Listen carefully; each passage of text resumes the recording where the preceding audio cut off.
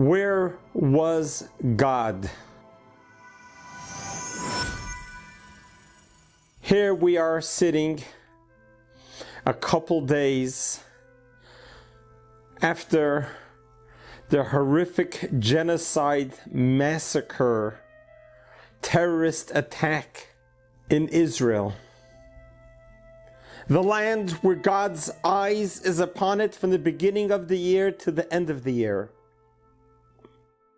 Where was God when these savages, these terrorists, went cold-bloodedly, murdered hundreds of innocent, beautiful people, innocent citizens, who has done nothing other than being Jewish and living in Israel? How did God allow this to happen? As we sit right now, thinking about the hostages who are being captive by these savage, disgusting, horrific, terrible terrorists who are basically evil as the devil. Where is God is the question. This is a question that you're asking. This is a question that I am asking.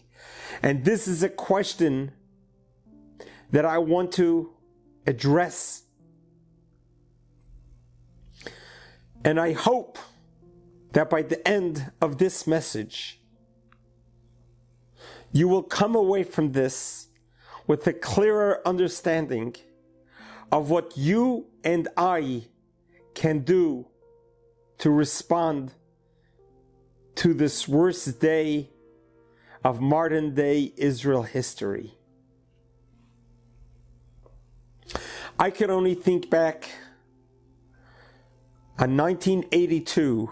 I was in Brooklyn, New York, listening to a talk by the great Lubavitcher Rabbi, the world Jewry leader, Rabbi Schneerson. And he spoke about an event that happened in the Bible.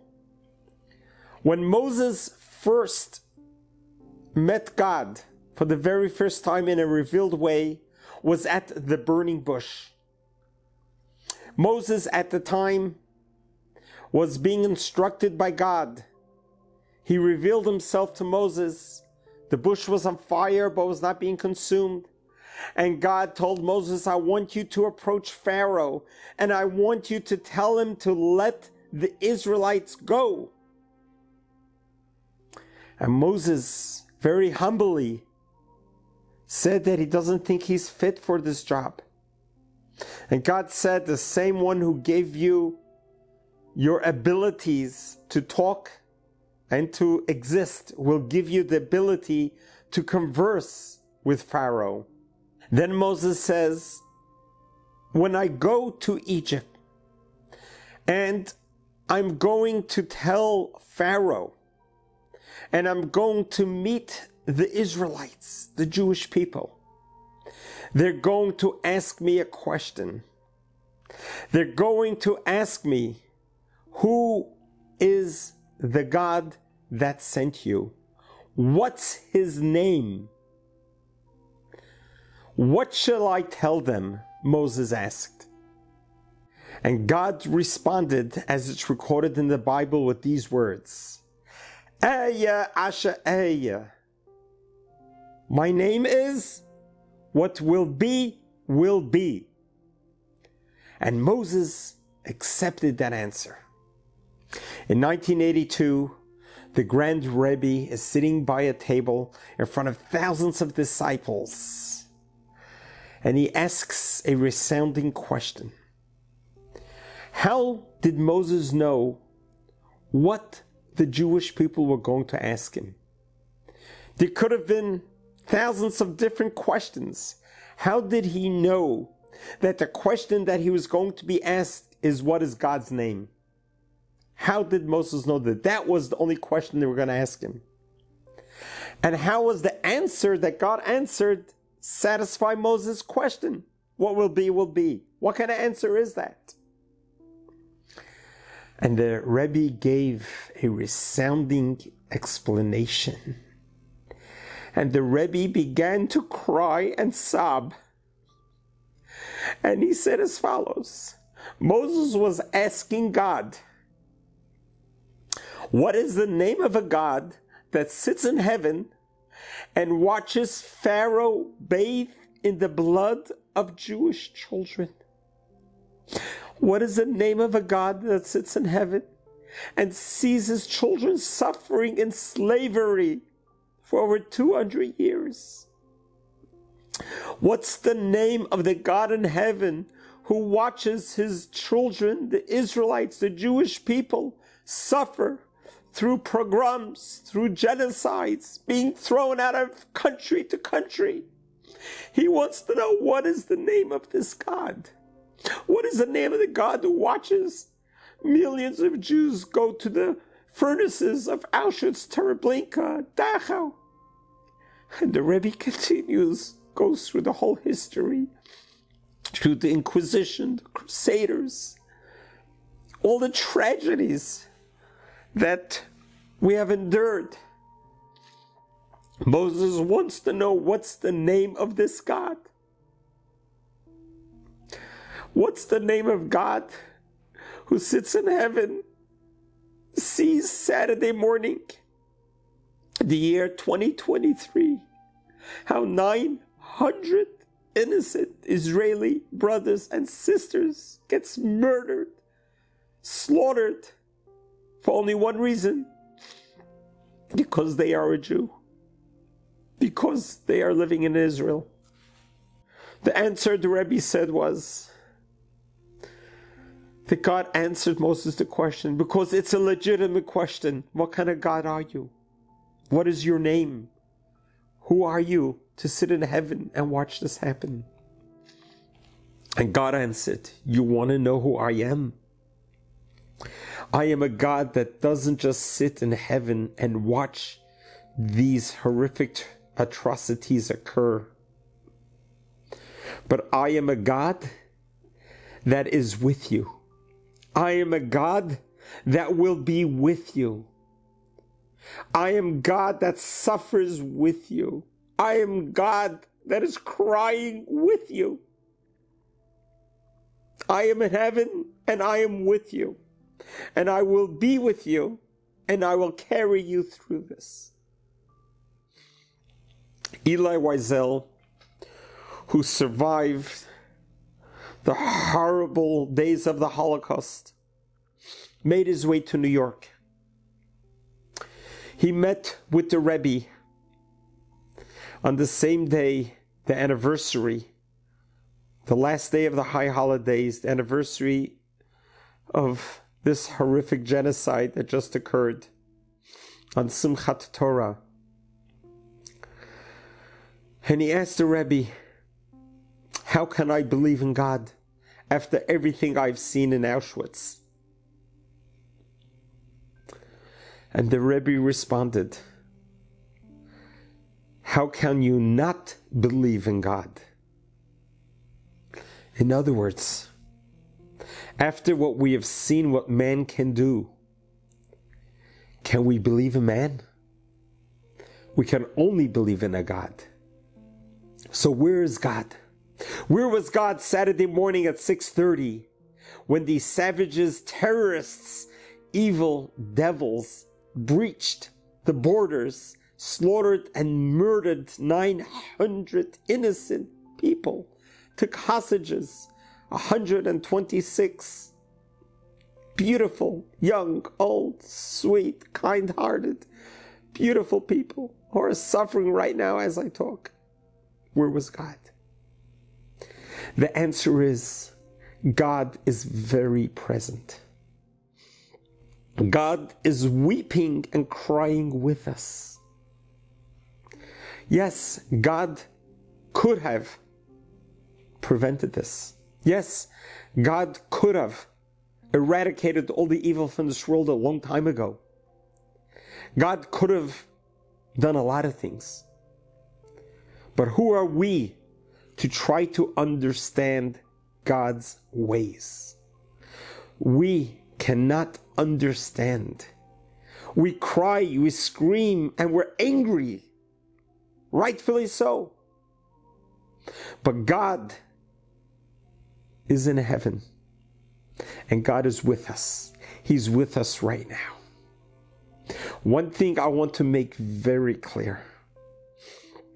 These terrorists had one goal in mind: to annihilate every single Jew on this world, to eradicate Israel from the map, to destroy everything we have been through for 3,300 years.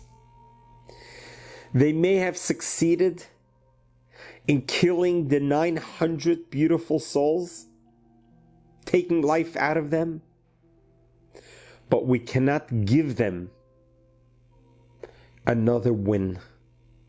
If you and I become weakened, despondent, and we turn on God now, then we are giving in to them. That is exactly what they want to do. That is their goal. The goal is to get every single Jew in the world to become a weakling, to lose themselves.